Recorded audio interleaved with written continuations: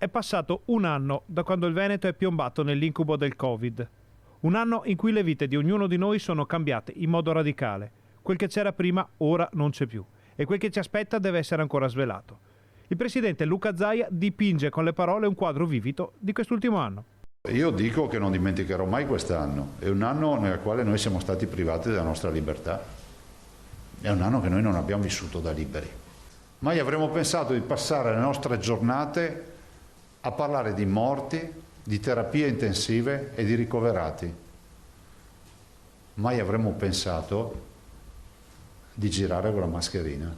Mai avremmo pensato di vedere un paese che si chiama Vo, perimetrato da un'ordinanza del Presidente della Regione con i militari che controllavano i varchi. Mai avremmo pensato di fare 7 milioni di tamponi.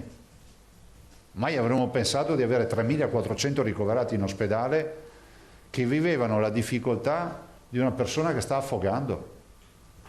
Mai avremmo pensato di dover programmare più del raddoppio delle terapie intensive di una regione che storicamente ha sempre avuto quelle. Mai avremmo pensato che il modello sanitario che abbiamo disegnato per certi versi ci ha salvato per la sua efficienza, ma per altri ci fa fare dei ragionamenti. Vi faccio un solo esempio. Avete notato che c'è stata una stagione nella quale l'ospedale è stato vissuto come un grande centro di happening commerciale, la parrucchiera, il bar, la libreria, che è una bella idea, no? Però abbiamo capito che negli ospedali ci devono entrare solo i malati. Mai andremo oggi a realizzare un ospedale con queste tutte divagazioni sul tema.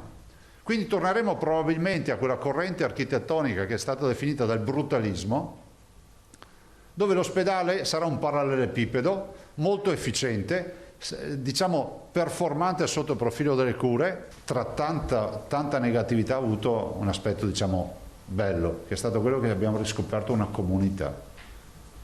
E guardate che il popolo veneto è venuto fuori tutto in questa vicenda, e penso che tante cose, tanti risultati non li raggiungevamo se non c'erano i veneti coalizzati contro questo virus.